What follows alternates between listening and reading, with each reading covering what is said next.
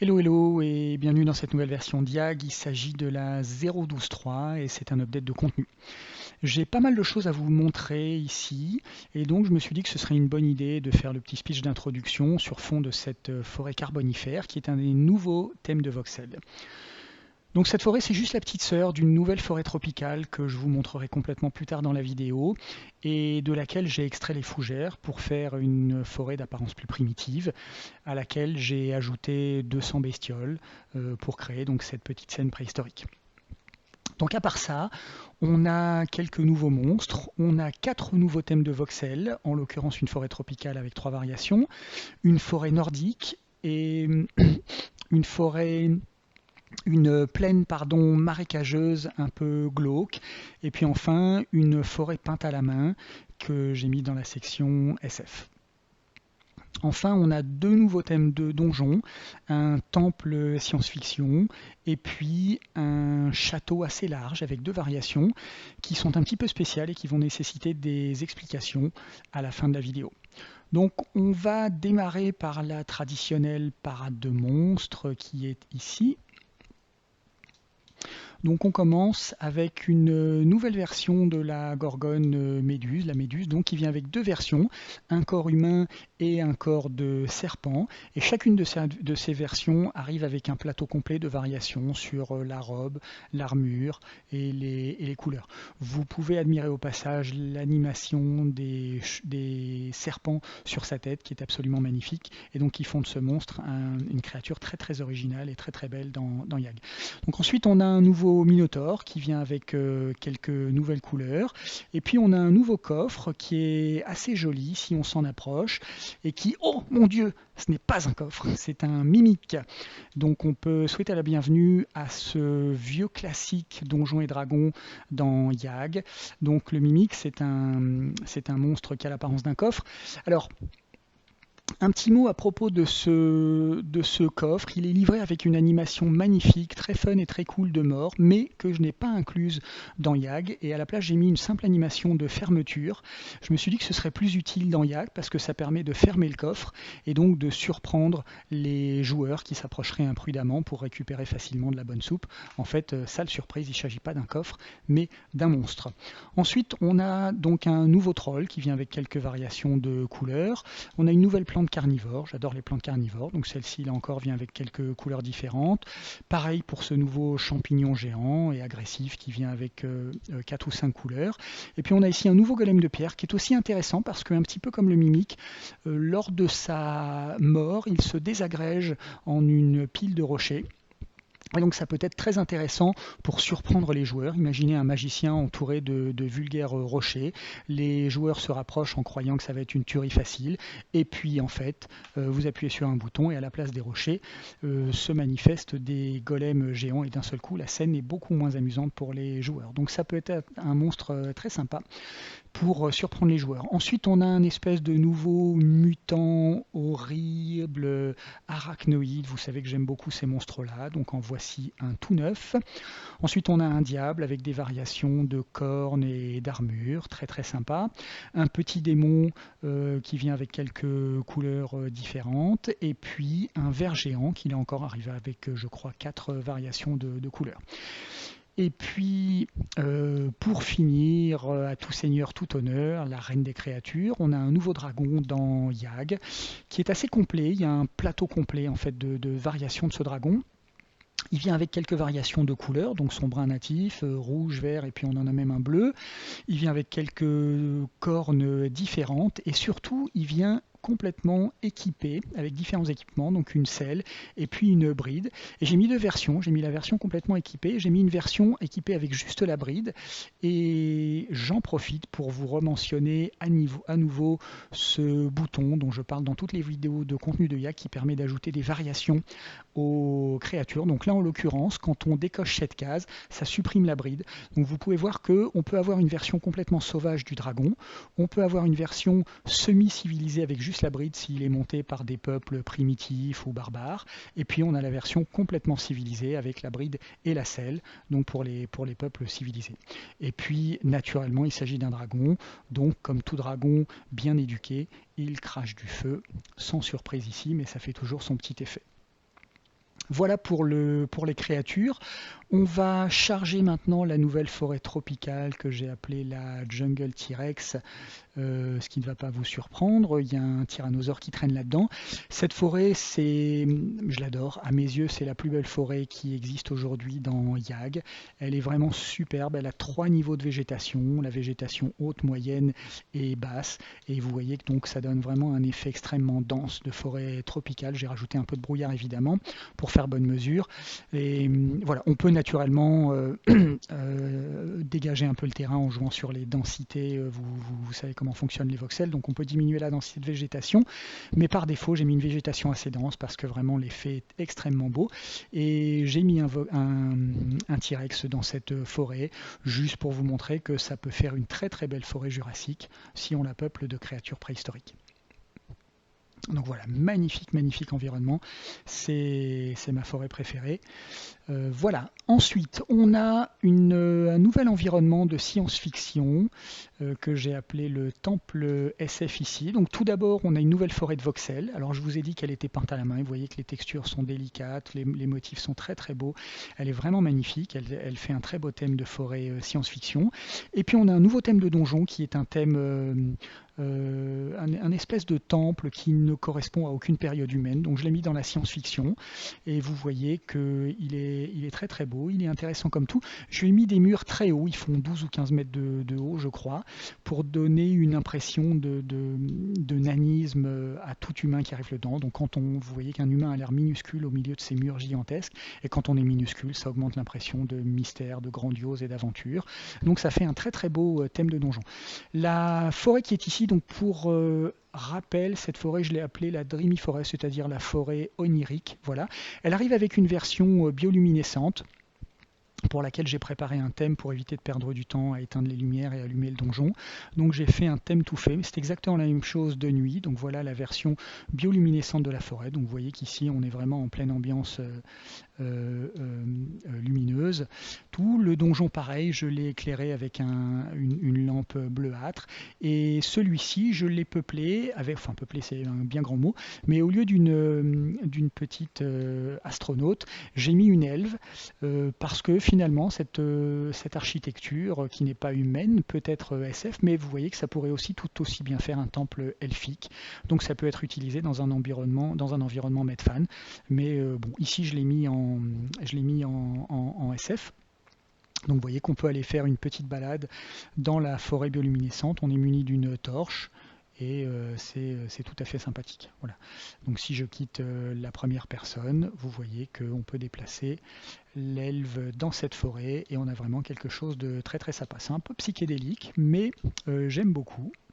Étant né dans les années 70, je dois dire que j'affectionne particulièrement ce genre de combinaison de couleurs.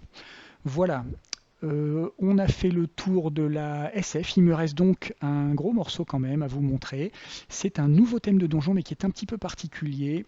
Il s'agit d'un château et il est particulier parce qu'il est immense. Pour vous donner une idée de l'échelle, j'ai mis un être humain là-dedans et vous voyez qu'on a ici une architecture qui est complètement massive. Qui est énorme et à propos de laquelle je vais passer quelques minutes parce que j'ai quelque chose d'important à vous expliquer. Alors avant les voxels, le seul moyen d'avoir des environnements naturels dans YAG, c'était d'utiliser les environnements de donjons qui sont ici.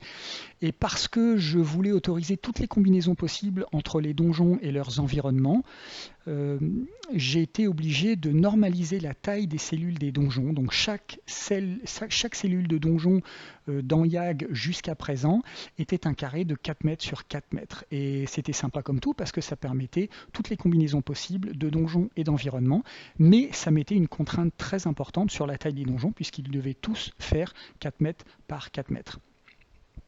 Donc, pour vous aider à comprendre ce qui est en train de se passer ici, j'ai fait une petite image que je vous montre. Donc, sur la gauche, on a un donjon standard de 4 mètres par 4 mètres, c'est-à-dire que les cellules sont des carrés de 4 mètres sur 4, d'accord ? Il est en brun, et son environnement est en gris, et vous voyez que il s'arrange parfaitement, évidemment, puisqu'ils sont faits pour ça. Sur la droite, on a un thème de donjon dont les cellules font 12 mètres sur 12 mètres, et vous pouvez voir que les cellules de 4 mètres sur 4 mètres, les objets de 4 mètres sur 4 mètres du thème d'environnement sont désormais trop petits pour remplir les cellules énormes de 12 mètres sur 12 mètres. Ce qui fait que ces thèmes-là sont inutilisables avec ces environnements non standards, ces deux environnements géants de ce nouveau château et puis sa version ruine que je vais vous montrer plus tard. Donc ce problème, il y avait deux moyens de le résoudre. Soit je dupliquais tous les thèmes d'environnement dans une nouvelle version 12 mètres par 12 mètres, et il fallait faire ça pour chaque nouvelle taille de donjon hors norme, ce qui serait extrêmement laborieux et puis assez stupide, il faut bien dire. Ou alors j'utilisais l'utilisation des thèmes d'environnement avec les versions non standards. Ce qui n'était pas acceptable tant qu'il n'y avait pas d'autres solutions, et donc les donjons étaient condamnés en quelque sorte à rester des donjons 4x4, 4x4 pour l'éternité. Mais les voxels sont arrivés dans YAG et ils offrent la possibilité, ils offrent un spectre infiniment plus riche et plus large de nouvelles possibilités pour les environnements, indépendamment de la taille des donjons, ce qui rend, à mon avis, les thèmes d'environnement complètement inutiles et obsolètes. Mais pour le moment, je les laisse dans YAG pour des raisons historiques et je vais probablement pas en ajouter d'autres dans le futur. Mais on a désormais la possibilité de faire un bel environnement sans utiliser ces thèmes d'environnement de donjon. Et donc, ça m'a permis de créer des donjons ça me permet de créer des donjons avec des tailles de cellules différentes, et ça ouvre des nouvelles possibilités très excitantes pour les thèmes de donjons. Donc des donjons grandioses, des donjons avec des architectures géantes. Donc ce château, c'est le premier dans YAG, mais c'est certainement pas le dernier. Alors évidemment, on ne peut plus utiliser les thèmes d'environnement de donjon, donc il va falloir qu'on crée nous-mêmes notre environnement avec des voxels. Et comme je sais que c'est intimidant, je me suis dit que ça vaudrait le coup de refaire une petite démo, de prendre une minute ou deux dans cette vidéo pour vous montrer à quel point c'est simple de le faire. Donc pour cette vidéo, on va faire ça. Pour cette vidéo, j'ai utilisé un thème de donjon plat, parce que ajouter la hauteur rajouterait un petit peu de travail et de temps, ce qui n'est pas le but de la vidéo, mais les principes seraient exactement les mêmes. Donc on va simplement commencer ici par ajouter un nouvel environnement, et donc pour ça je vais choisir cet environnement là en one click, qui est donc un des nouveaux thèmes de voxel dans YAG, qui est une plaine marécageuse un petit peu malsaine, un petit peu glauque, et pour qu'elle soit plate on va simplement passer sa hauteur ici à 0. On va appliquer. Et donc vous voyez qu'on a deux problèmes quand on fait ça. Le premier problème, c'est un problème de clipping. Donc celui-ci, on va le résoudre très très simplement. Il est dû au fait que le sol du donjon et le sol du thème de voxel sont tous les deux à la même altitude, l'altitude 0. Et donc on va résoudre le problème en descendant de 5 cm, moins 0,05 ici, les voxels, ce qui ne va pas déranger, ce qui choquera pas la scène générale, et qui permet de résoudre ici notre souci. Donc premier problème est résolu. Le deuxième que vous voyez ici, c'est qu'évidemment on a de la végétation sur tout le sol du château, ce qui peut être un style, mais c'est pas celui qu'on veut ici, et donc il va falloir qu'on supprime toute la végétation du sol du château. Donc pour faire ça, on va rouvrir la fenêtre des voxels, on va passer en mode d'édition ici, on va aller dans les outils de peinture, et puis on va activer, enfin de surface, et puis on va activer le mode peinture. Donc je vous rappelle que dans cet outil on peut sculpter et on peut peindre. Donc ici on met de la peinture et on va activer la gomme qui est ici. Alors je mets ça ici pour vous montrer que tout ce que fait cette gomme, c'est finalement éteindre le canal de la végétation. Donc vous choisissez la gomme ici, et à ce moment là vous êtes en mode gomme. Vous pouvez choisir la taille de votre brosse avec la molette de la souris, et tout ce qui reste à faire maintenant, c'est de peindre, enfin de dépeindre si on peut dire, c'est pas le mot en français, mais d'effacer la végétation en peignant avec cette brosse éteinte. Voilà. Et donc partout où je passe, vous voyez que j'éteins la végétation. Donc on va faire ça, on va passer rapidement sur tout le donjon. Alors naturellement, là je fais ça un petit peu comme un cochon.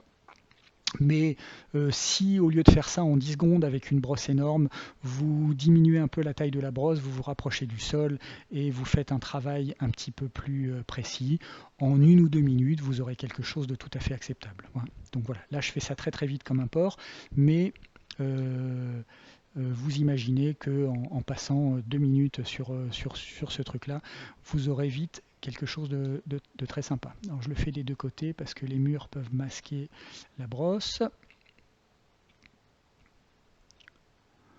Hop, et hop. Voilà, ici on devrait être pas mal.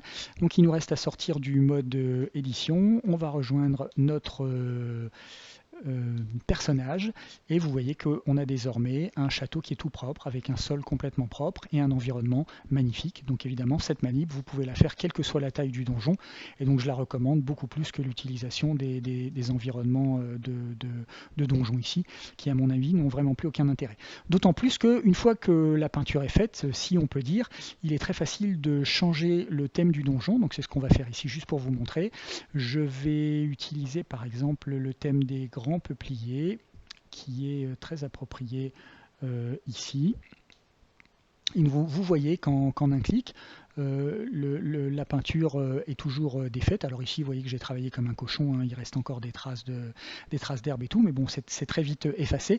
Mais vous voyez que globalement, on a un donjon qui est propre, un château qui est tout à fait propre, et puis qui est entouré donc, de n'importe quelle végétation. On peut changer le thème et donc l'ambiance. Vous voyez qu'ici, elle est très différente, très très facilement en un clic. J'en profite pour vous signaler que tous les objets que j'ai utilisés pour créer ce thème, et puis même un petit peu plus, d'autres encore, sont disponibles sur un plateau.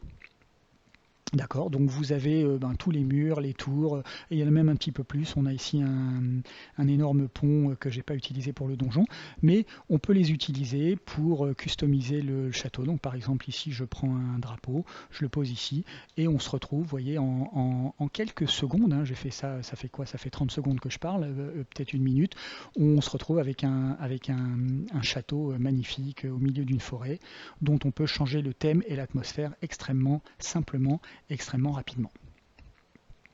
Voilà, il me reste une dernière chose à vous montrer qui est la version ruine de cette forêt pour laquelle j'ai préparé une sauvegarde que j'ai appelée Ruines et Dragons. Maintenant que vous savez comment c'est fait, je peux simplement charger la sauvegarde sans plus d'explications.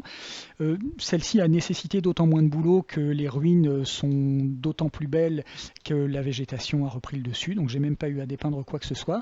J'en profite pour vous présenter un nouveau thème de voxel dans YAG qui est cette magnifique forêt nordique. Et puis vous voyez comme elle s'accommode magnifiquement avec les ruines, ces ruines géantes, donc qui sont la version ruine du château, dans laquelle j'ai placé un petit dragon, un dragon chevauché donc par une cavalière. J'ai mis ça juste pour vous montrer l'échelle des ruines, à quel point c'est beau, et donc ils sont aux prises avec une petite méduse ici. Donc on a vraiment voilà, un environnement qui est superbe, et vous voyez que ça se fait en quelques clics, hein, c'est très rapide. Voilà, je crois qu'on arrive au bout de cette vidéo. Je vous remercie beaucoup de l'avoir regardé jusqu'au bout. J'espère qu'elle vous a plu. Et puis, si c'est le cas, comme d'habitude, on se retrouve dans la suivante avec plaisir. Merci beaucoup et à très bientôt. Ciao!